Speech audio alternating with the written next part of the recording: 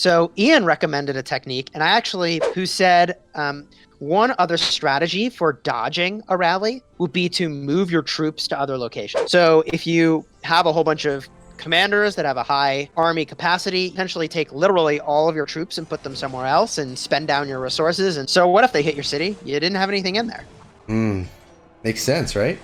Yeah, that's one alternative before you go to bed at night. Send all your troops to your flags. And as long as your flags aren't adjacent to somebody else's flags, it doesn't matter so much if they hit you. That's a great idea and a great point as well. I'm going to head on over to these level 24 barbarians, and hopefully you come along with me. I like barbarian farming, man, and attacking these barbarians. It's honestly one of my favorite things to do in the game. Dude, barbarian farming is awesome. I'm a huge fan of it, and I'm in a moment I'm gonna go try to lead a rally against a level 4 barb fort, and if I can't get enough attendance, I'm gonna go hunt barbarians. Nice. And I'll tell you what, man, I know people haven't seen it on the channel yet because it hasn't been live yet on the channel, but I do have one of the best barbarian farming commanders in the game, thanks to you, Chisgule.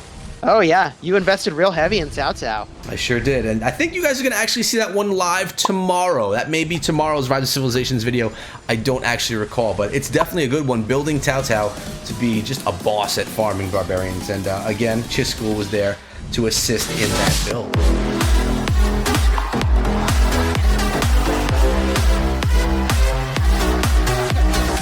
And how troops die that are worth checking out.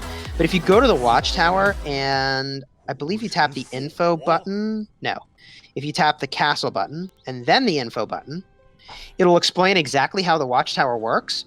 It absorbs a % of damage that would have gone to your troops, which is really awesome. So the watchtower is protecting your troops and dealing out a lot of damage, which is sweet all the way around. Very nice. Echo, have you unlocked any expertise skills yet? No, I don't believe that I have. That's the fifth skill? Yep. The thing that's a little funky is after you have an expertise skill, you're going to keep getting sculptures of that commander, and there's not a lot to do with them. The only thing you can do with them in game currently is to use them instead of star sculptures, but that just doesn't feel good to do, right? Like they feel so much more valuable than that, and they add way less experience and luck than a star sculpture, so I don't know what I'll be doing with those. I'm just going to hang on to them for now. Yeah, you were telling me, actually we talked about that in a video that's coming out on my channel soon, because I had a similar question, and your answer was the same, is just to kind of hold on to them and see what's to come before you start just selling everything off and trying to help upgrading everything else, which I think is a good call. I mean, dude, I got scouted at the start of the stream. Did you really? That's scary. I hate getting scouted. It always scares the crap out of me, man. Honestly, the red light is a little scary. Right? Yeah. Like your screen flashes red. It's like, oh god, what's happening? And you know, I'm used to the Mighty Governor event just happening the last 2 days. Which, if that red light was flashing, that meant that within the next 3 seconds, one of my gatherers was going to be dead and returning home. Wow, that's not what you like to see. That's not what I want to see. But the funny thing. You want to know what's funny? What is funny, Chisgule? Well, so I have put so many talents onto my gatherers, and I often use level 1 siege units because they move so fast that even with like a 5-second warning, I might be able to outrun the person who is attacking my gatherers. That's crazy. I haul it. Oh, I get out of there real fast. So that's something worth noting too, that I did notice since I've been looking at these units. The more you upgrade them, the slower they become. They get stronger, but they get slower. You know, I at first felt really bad about that. I was like, what the heck? I'm going slower. But now I feel really good. And the reason I feel really good is that this works for a number of reasons. It makes sense logically that a more heavily armored unit would go slower.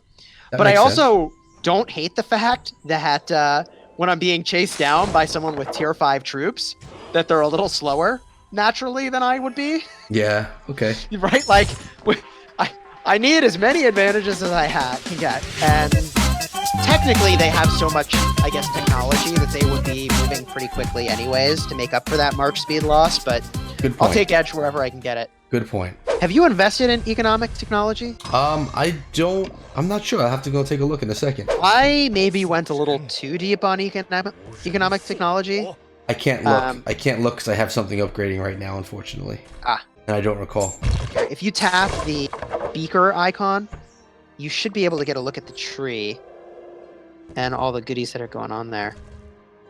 Oh yeah, I can. You're right. So where is that? Is that on the? That's on the economic. The first tab is your economic tech. And what am I looking for?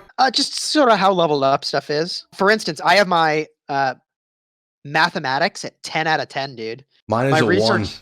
1. You might want to work on that, man. I'm working on. I mean, it's always going. Maybe I should spend a whole day speeding up the entire thing because I mean I'm working on the tier 4 troops right now, man. Yeah, totally get it. I powered up my research speed because basically for the reason I like the economic tech is for the rest of the time that you're playing the game, you're going to benefit from it. And it's all adding, and that's true of any technology, right? Exactly, that's the thing. The sooner you get it, the sooner you benefit. There's only so many resources that one can collect, though, to support all of these upgrades at the same time. I know, I'm a madman. I gather lots of resources so I can do all of it. What's the fastest way to level up, increase your power without hurting yourself in the long run? So that's a great question that that you could tackle if you'd like. Ooh, fastest way to gain your power without hurting yourself in the long run, yeah. You want to get your city hall leveled up. And the reason you want to get your city hall leveled up is because you can bring more troops onto the battlefield. And all things equal, the player with more troops is going to win. And even if things are not equal, more troops helps you a lot. I mentioned earlier that army expansions are like really crucial for open field combat if you want to get an edge, and you probably do. Even though it's costing you resources to buy something like that, is that you're going to save resources on severely wounded troops. You're going to save on hospital healing costs, and I think it can earn itself back really quickly. Okay. I mean, every time that we've gotten a butt whooping, and it's been in 2 alliances, we've gotten some butt whoopings, they start burning all of our flags. It's not like they just come after one. They go to like completely take us down.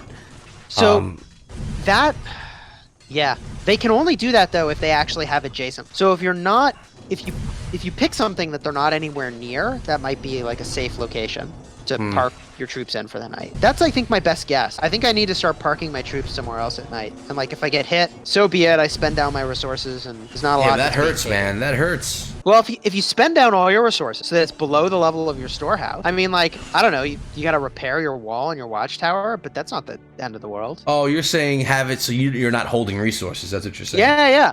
Spend it all down so you're not holding anything.